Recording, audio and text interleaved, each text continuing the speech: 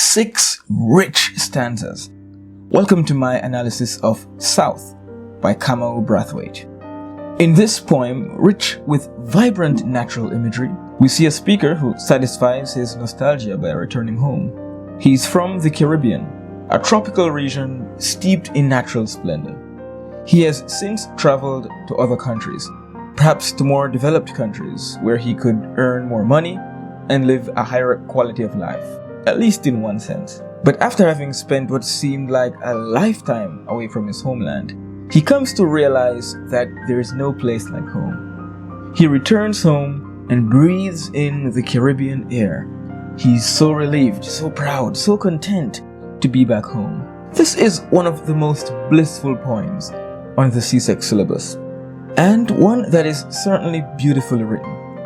It's also a fairly complex poem, so let's approach with caution. Let's get into it in between the lines.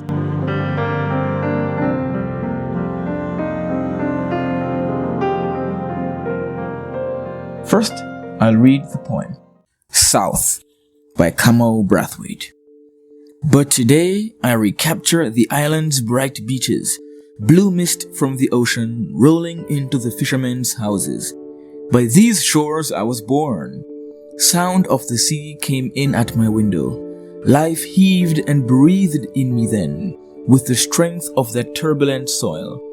Since then I've traveled, moved far from the beaches, sojourned in stoniest cities, walking the lands of the north in sharp slanting sleet and the hail, crossed countless saltless savannas, and come to this house in the forest where the shadows oppress me, and the only water is rain and the tepid taste of the river. We who are born of the ocean can never seek solace in rivers.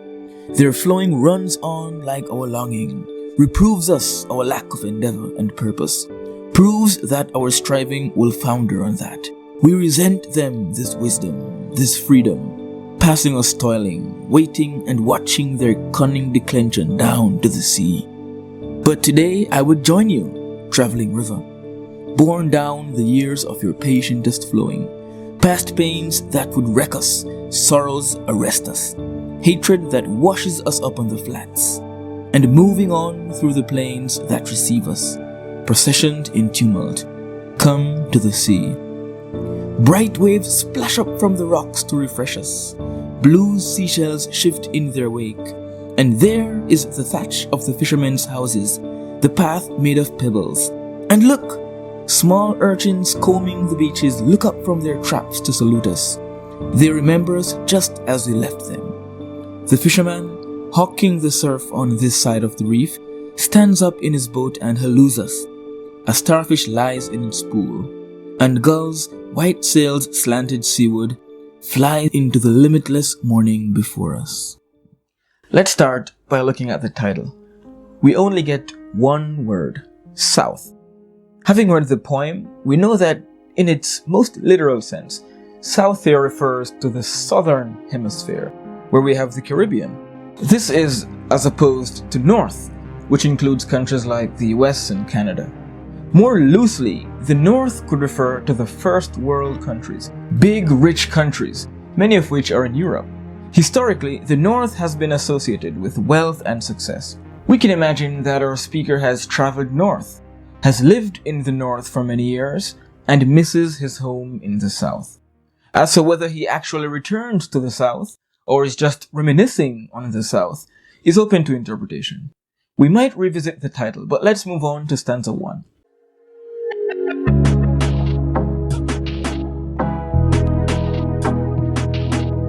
Let me apologize in advance, as I don't see how this can be a quick analysis. There's just so much happening in these lines, and I don't want to skip over anything that you might find interesting or useful. We start with but, which is a strange word to open a poem. It tells us that the beginning of the poem is not the beginning of the story. In other words, some things happened before the events of the poem, and the poem begins at a turning point. The poem is starting on a note of change. In lines 1 and 2, the speaker claims, "But today I recapture the island's bright beaches." The word recapture tells us that the island's bright beaches used to belong to the speaker. He's taking back what was once his. What he likely means is he used to be able to see and enjoy the beaches. He used to live in the Caribbean. Today, he will recapture these beaches. He will capture them once again. The recapturing of the beaches probably means he is claiming them. He's again reconnecting with them. The problem is we're not sure how he is recapturing them. One possibility is that he's simply remembering them. He is recapturing the memories and experiences. Another possibility is that he's identifying with the Caribbean once more. Maybe he used to disown the Caribbean, but now he wants to reassociate with the region. Yet another meaning is that he's actually moving back to the Caribbean to resettle. He is a returning resident. This, I think, is the most plausible option. Before we move on, there are a few more things we must take note of. We see a sense of urgency in the word today. He's deciding to recapture the beaches today, now. Something must have triggered this decision. Something must have made him choose to do this now. Note that he isn't recapturing one particular beach or one particular island. He's recapturing the bright beaches of the islands. Islands here is plural, so we get the sense that he's longing not just for a specific home country, but for a home region. He misses perhaps the general atmosphere of the Caribbean islands. The climate, the people, the food. Even though the West Indian islands are each unique, we do have many similarities that contribute to a Caribbean, a West Indian culture and identity. This is what the speaker is recapturing. Pay attention once again to the word recapture. Capturing, especially as we think about capturing islands, brings to mind colonial expeditions. The West Indian islands were captured by the Europeans long ago. But today, the speaker is recapturing them, taking them back. We'll soon return to that line of reasoning. Finishing up line 2, the speaker elaborates upon the image of bright beaches. Blue mist from the ocean. What splendid natural imagery. We see the fresh, misty waters, perhaps in the mist of early morning. The mist is blue as it is intertwined with the water itself, which is blue as it reflects the clear sky. So far, we have the poetic devices of imagery and alliteration. We can vividly picture the bright beaches and blue mist. We get alliteration in the repeated but sound in bright beaches, blue, and even in but at the beginning of the poem.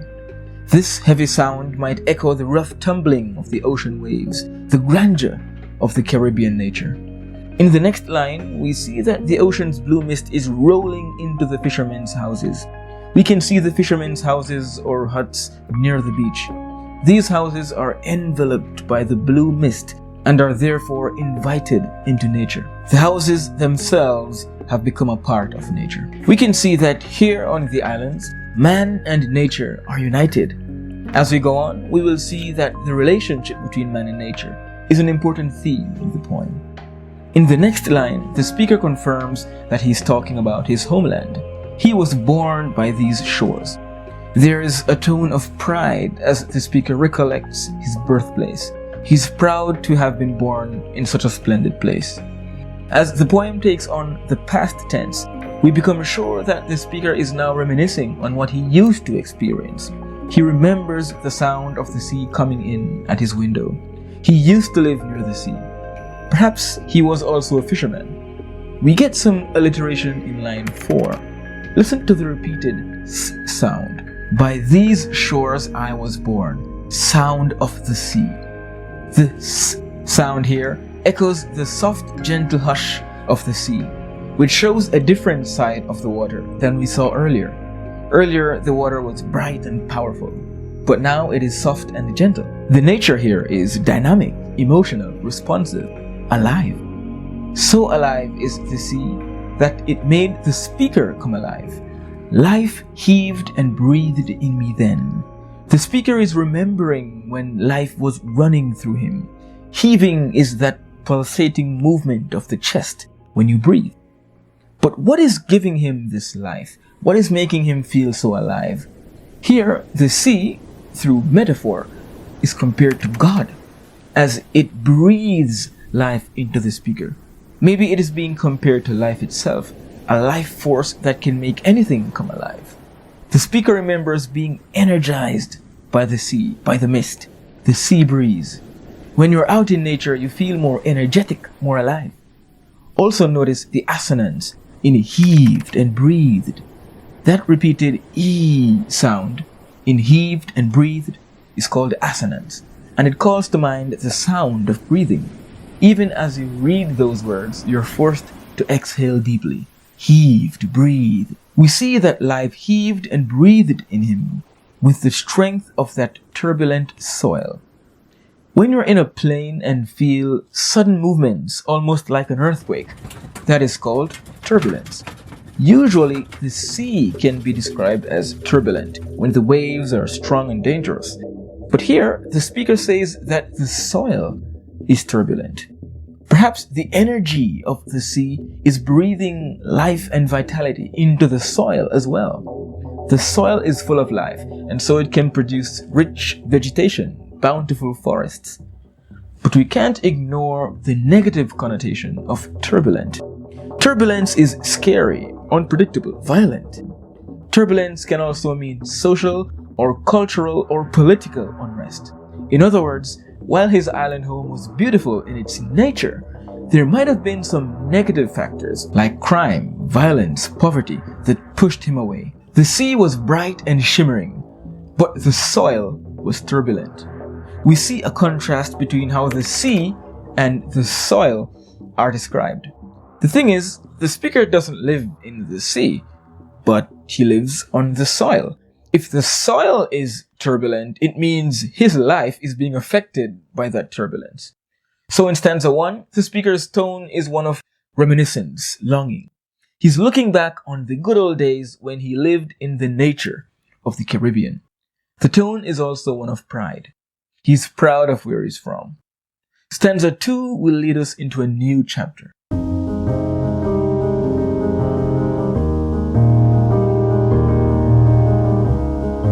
Since then I have traveled, moved far from the beaches. We see that the speaker's reminiscence is interrupted by the memory of him moving away from the beaches. He left his island home to live somewhere else. Not only did he travel, but he moved far from the beaches. We see that he really felt disconnected from his home after having traveled. In the next line, we can get a look at what his traveling was like. Sojourned in stoniest cities. We get more alliteration of the S sound. But this time, instead of reflecting the ocean's sound, it seems to be reflecting the exhausted sighs of this tired traveler.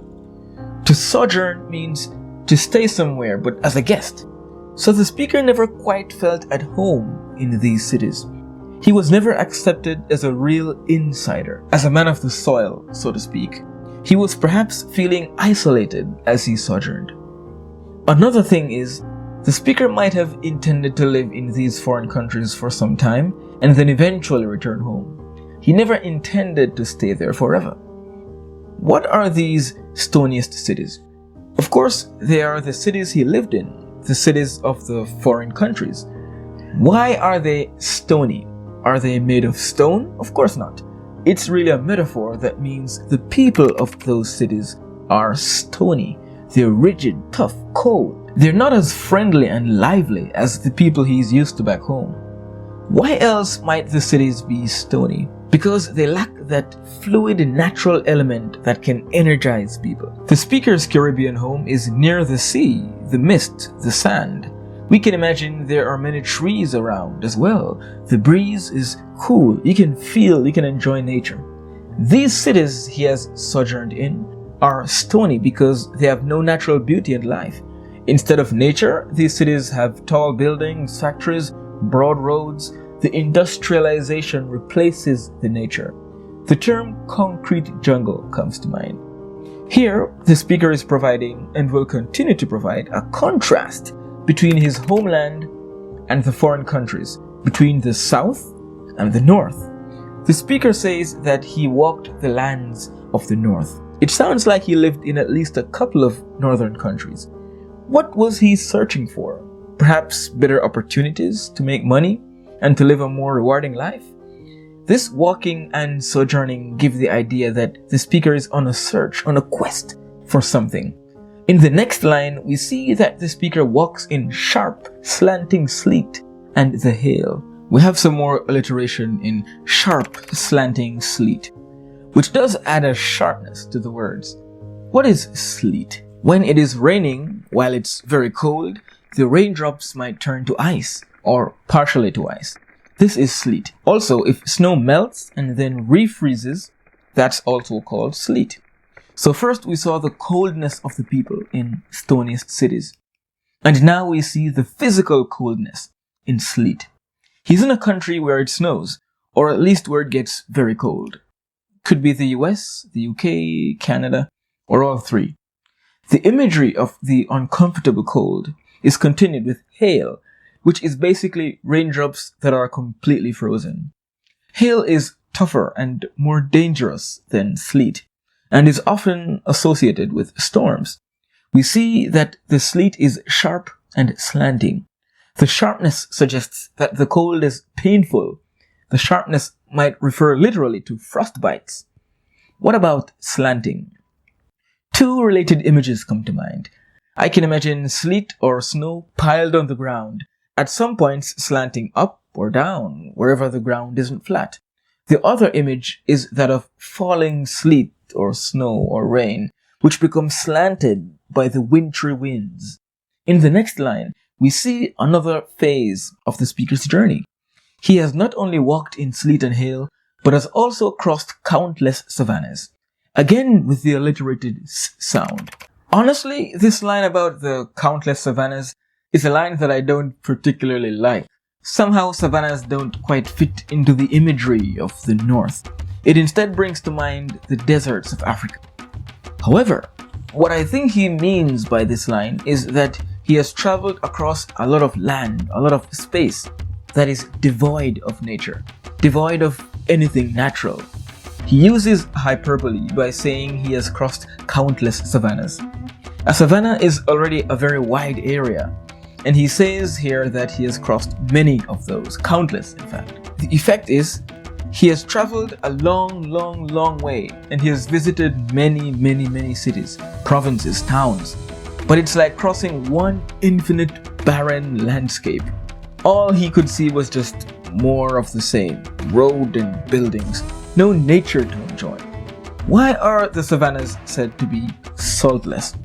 First, he means there are no oceans, no seas that he could enjoy. The ocean, the sea, is salty. Another thing is, he's saying that these lands, these countries, are bland, tasteless, flavorless. Imagine cooking without salt. Well, some people make it work, but for me, salt is essential. In the Caribbean, flavor is everything. Not just in the food, but in the music, the people, the lifestyle on a whole. The North does not have this kind of flavor, and so it is saltless. We see that he then comes to a house in the forest where the shadows oppress him. How did the speaker end up in a forest? I think he was crossing the savannas, walking through the stony cities in search of a place that resembles home. He finally finds somewhere abroad that perhaps seems to be homely enough. In some parts of Florida and London, for example, you can find large communities of Jamaicans. The speaker has probably found somewhere like this, somewhere that is somewhat refreshing in nature. But he quickly realizes that this place isn't really like home at all. Here, in this forest house, the shadows oppress him. You could call that personification, since the shadows are oppressing him. But the more important device here is metaphor. The shadows really represent the people of where he is. They are shadows because they are dark, sinister, malevolent, wicked. Perhaps they discriminate against him. Perhaps they are dishonest.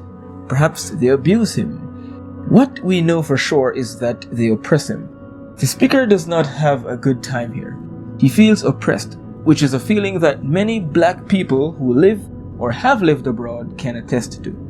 We see that the speaker just cannot replicate his homeland in this foreign land. Back home, he has the vast ocean. Here, the only water is the rain and the tepid taste of the river. Tepid means lukewarm, uninteresting. and in this case, insipid, tasteless. He has river water here, but that is not as salty, as flavorful, as bountiful as the ocean back home. Certainly, the river water and the ocean water are a metaphor. The river is saltless. It is also controlled and managed by man. We manage and use rivers by building things like dams and bridges. The river represents the kind of life he can live in this foreign country. A controlled, rigid, boring life. He misses the freedom and excitement of his homeland.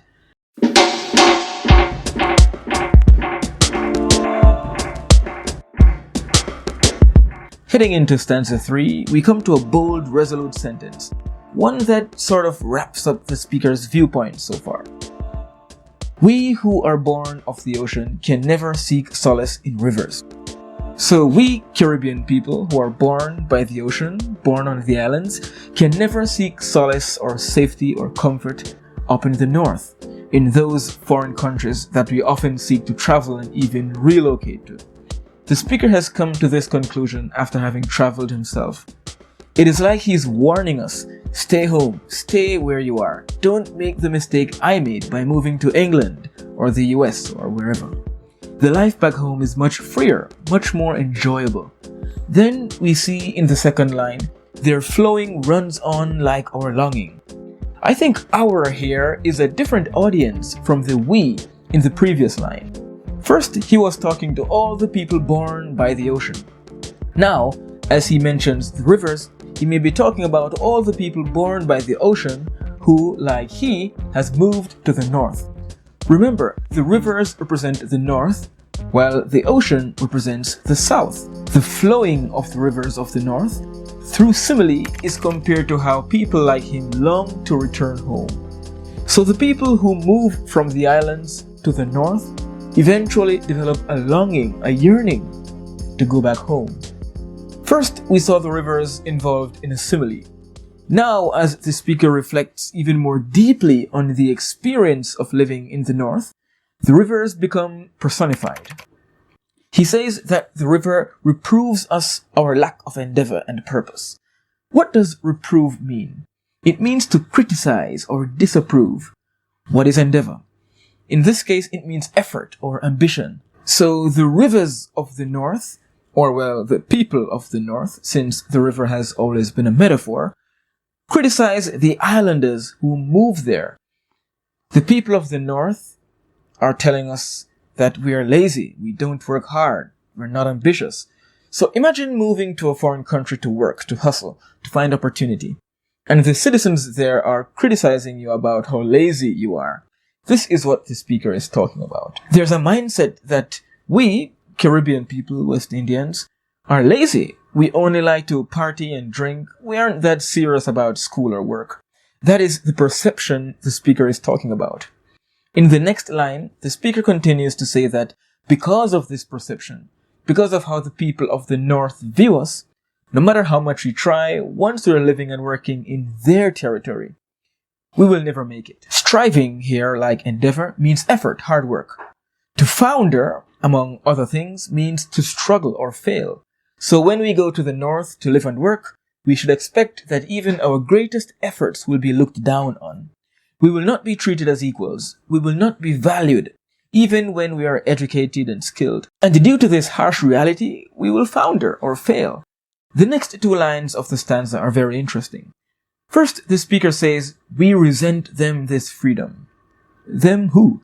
Them the river, which means, of course, the people of the north. These lines are very well written because they maintain the dual meaning of the river being a literal river and also being the people of the north. You'll see what I mean.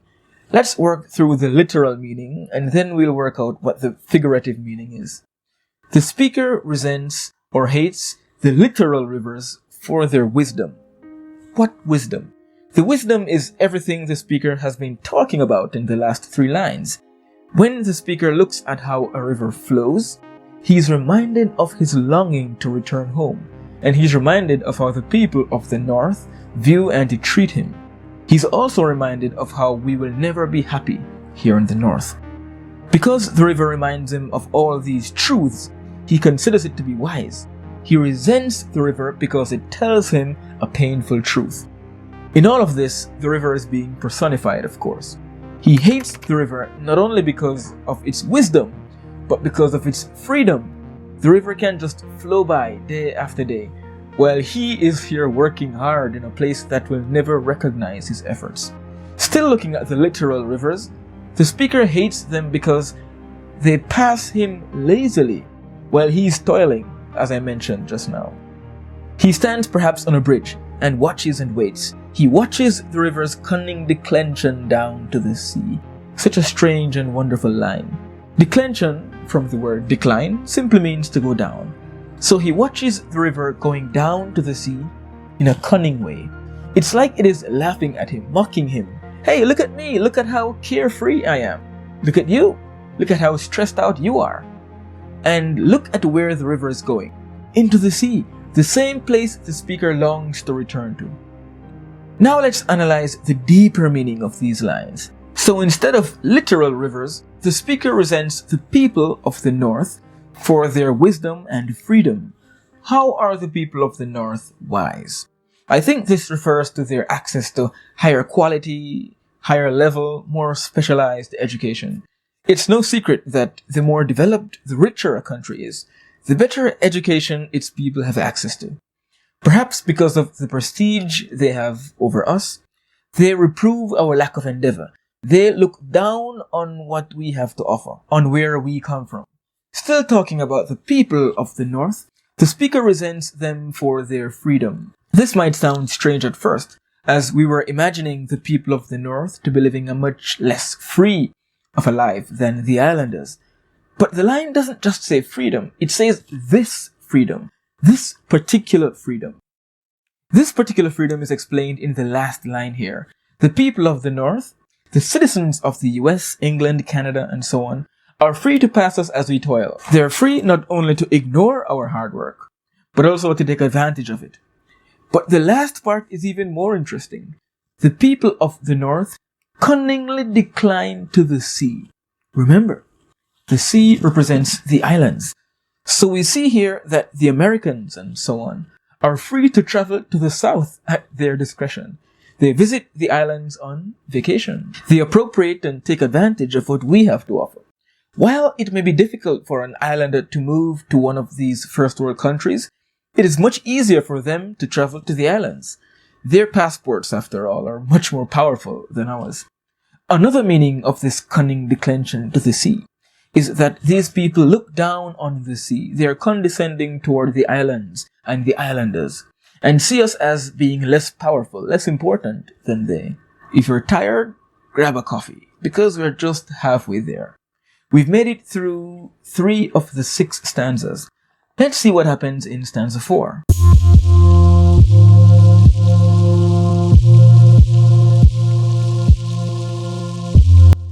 This stanza marks a significant shift in the poem. We see a repetition of "but today," bringing us back to that sense of urgency. In the opening line, the speaker says he recaptures the island's bright beaches. He was all about returning to the sea, the ocean, the islands, the Caribbean.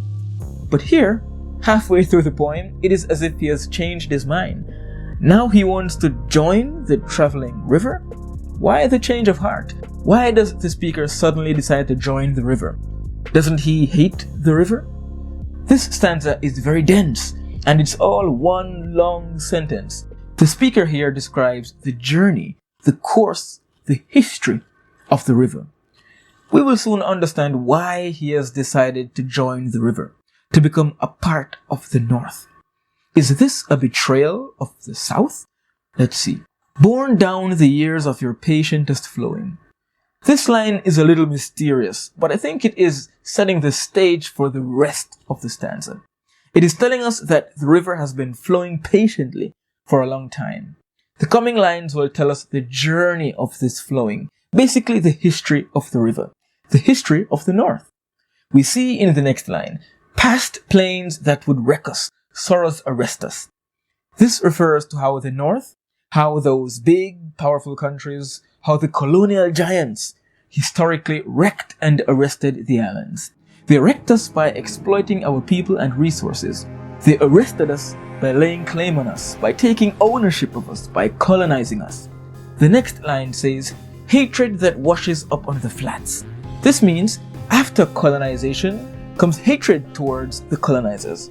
Even now, hundreds of years later, many islanders hold a deep-rooted resentment toward the white man.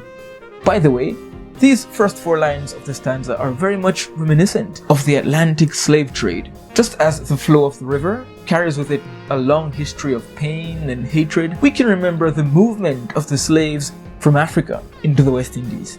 Even as we read the lines, we can hear the currents of the river in the alliterated s sound throughout the lines. The next line goes, and moving on through the plains that receive us. Again, the us here means the islanders, which are represented by the sea. The plains, the flatlands, receive the sea. The plains here are like the coasts, the flatlands at the edges of the islands. So the river runs down to these plains. But unlike the previous lines, this line does not present a combative or contentious relationship between the river and the sea, the north and the south. Look at the word receive. Quite a welcoming word, isn't it? The line here might be saying, no matter how history goes, eventually the north and south are brought together. On to the stanza's last line. Processioned in tumult, down to the sea. To procession is to move as a group in a slow, solemn way, one that we might associate with a funeral. Tumult is actually the opposite of this, and means some kind of noise or commotion. So here we have an oxymoron. How can a procession, something that should be solemn, be tumultuous or noisy? The oxymoron shows us the varying attitudes of the northern people. Some of them might be regretful about their country's past misdeeds, while others might be bragging about those same deeds. Either way, the north, by the end of the stanza, has come to the sea. Okay, so how does this stanza fit into the narrative of the poem? What is the purpose of looking at the turbulent history of the North? And why has the speaker decided to join the North? Well, many islanders, because they know of how much the North historically exploited the South, resent the North. Also, they may resent people from the islands who abandon the Caribbean and go to the North to seek a better life. These people, like the speaker, who run back to the same countries that historically abused them, must be ignorant, right? They must not know history. They must be insane. They must be traitors of the islands. I think in this stanza, the speaker is assuring us that indeed he knows the historical evils of the North. He's not ignorant. He's not a traitor. He knows about the colonization and the slavery of the past. He knows also about the prejudice, the racism, the inequality of the present. Even knowing all of this, even knowing that he would be facing a tough time up north, he still decided to join the North, as he says in the beginning of the stanza. Why? Because as we see by the end of the stanza, and as we will see further down, that same river, that same North runs down into the sea. It takes him right back home. Some West Indian people move to England or the US or elsewhere to live and work.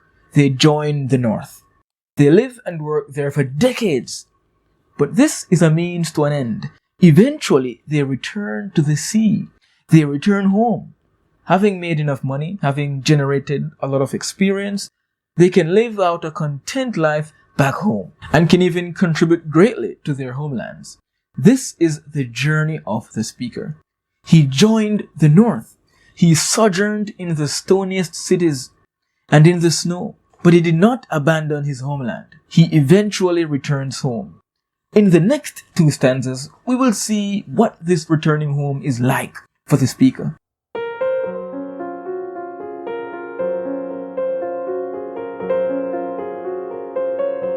In stanza 5, the first 2 lines hit us with wonderful oceanic imagery that the poem opened with. Finally, the speaker is back home and can again enjoy the splendor of his island home. He's not reminiscing anymore. He has returned home and can enjoy the sea again. The waves that splash against the rocks are bright, lively, invigorating. Also, they refresh the speaker and give him life. It refreshes not just the speaker, but everyone who can see and feel them. The waves refresh us, not just him, us. Because of how lively the waves are, the blue seashells shift. We hear the shifting movement in the alliterated sound in the first two lines. Listen to this. Bright waves splash up from the rocks to refresh us. Blue seashells shift in their wake. The blue seashells aren't just being shifted by the wave, they aren't just being tossed around, but they themselves are shifting, as if by their own will, by their own recognition of the waves. This could be personification. Next, we see that there is a thatch of the fishermen's houses.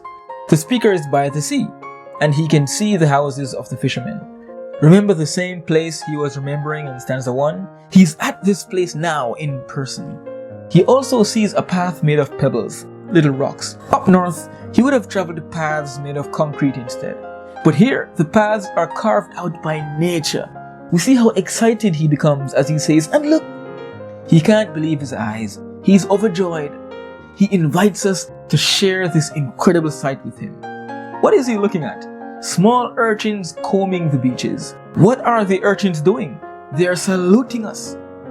Clearly, this is more personification.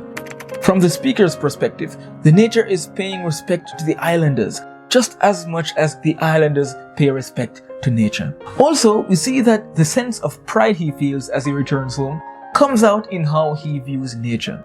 The urchins salute him as if he were a valiant veteran returning home after a long war abroad. That is how he must have felt, returning home after having lived in the north for many years. According to the speaker, the urchins remember him and the other returning residents just as they left them. We get a bit more personification there. Of course, the us here is referring to others who are also returning home. Why would the speaker say that the urchins remember them? What he's really getting at is that your homeland will always welcome you back. Even if you have been away for 100 years, you will receive a warm welcome when you return home.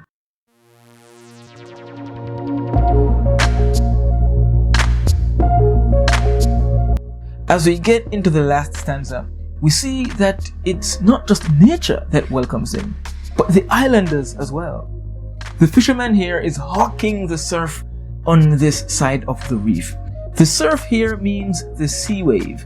As a hawk might fly over the sea, so this fisherman traverses and maneuvers the waves skillfully. Also, to hawk means to sell something by crying out, by shouting, usually on the streets. We can imagine a horde of loud vendors at the market. This fisherman's livelihood is by the sea, and he's probably calling out to the speaker for him to buy some fish. The fisherman stands on his boat and halloos or calls out to the speaker. Look at this compared to the saltless savannas and the stoniest cities. Would he have gotten such a friendly and lively reception back up north? Of course not. Next we see that a starfish lies in its pool. Here we can imagine a starfish sprawled out in a hotel pool with a martini in its hand, or tentacle or whatever. We also see the gulls. They are said to have white sails, which means they are probably being compared to boats in this metaphor. The sails are slanted seaward, toward the sea, so they are heading out into the infinite beyond the infinite blue. Back in stanza 2, the sleet was slanted. Now the birds are slanted. The repetition of slant here forces us to make a comparison and look at the contrast of how nature is displayed in both environments. We have the uncomfortable cold versus the tropical warmth, the snow and sleet and hail versus the sea and starfish and gulls. These gulls fly into the limitless morning before us. They symbolize the limitless potential of the islanders, the limitless beauty of the islands. The past might be dark, as we saw in stanza 4, but the future is certainly bright. For the speaker himself, returning home has granted him a new beginning. What an amazing poem, right? The longer you look at it, the more you see. What themes did we explore in this poem? Of course, migration. We looked at the emotional and even the physical journey of the speaker as he migrates from south to north. We also see his homesickness, his nostalgia for the island home. We also see patriotism, as the speaker loves and is proud of his homeland, and eventually returns home after being away for far too long. We see also the contrast between the South and the North, the cultural and even natural differences between these two different parts of the world. We also got a touch of prejudice in how the speaker was treated while he lived in the North. Since this analysis has been a long one, I'll leave it at that. I trust that this video has helped you to understand the poem. If you found this lesson to be useful, do subscribe for more, and let me know what other poems you would like me to break down. Until next time, and as always, thanks for watching.